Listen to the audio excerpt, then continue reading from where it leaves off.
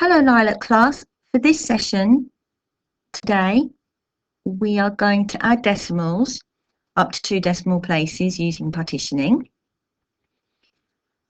Key vocabulary: decimal place, place value, decimal point, tenths, hundredths, placeholder and zero. Now before I talk about these calculations down here, I'm going to show you a PowerPoint. Now this is a place value grid. You've worked with these before in the classroom, and we have a decimal point there. That's your ones. Now this side would be tens, hundreds, thousands, but we're interested in numbers that are this side of the decimal point, 2 decimal places. So this column is tenths, this column is hundredths, and the green place value counters are ones, the blue are tenths, and the hundredths are red. Now the number that's represented is 2.54. You've got 2 ones, then you've got 5 tenths, and then you've got 4 hundredths. Match each decimal number to the correct visual representation. Now 2 of these are quite straightforward, but one of them is a little bit trickier. 1.28, you've got 1, 2 tenths and 8 hundredths. Here you've got 2 ones. You've got 0 tenths, but you still put your 0 down, your placeholder. It's really important, you still put it down. And then 8 hundredths. 1.11 is represented here as 1 whole one and 11 hundredths. Now that could be represented differently. You could have had 1 whole one, and you could have had 1/10 and 1/100th. So there are different ways of making a decimal using partitioning.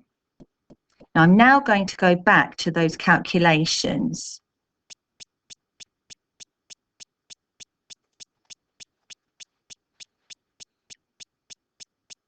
Now I'm going to use zeros as placeholders all the way through these because it makes the calculation so much easier.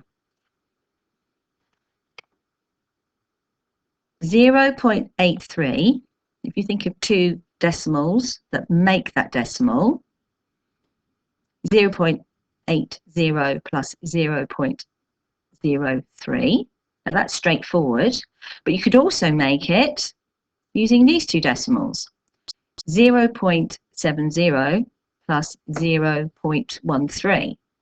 Now if you just add up your tenths, 7 and 1 makes 8, and then your hundredths, 0.0 plus 3 makes 3.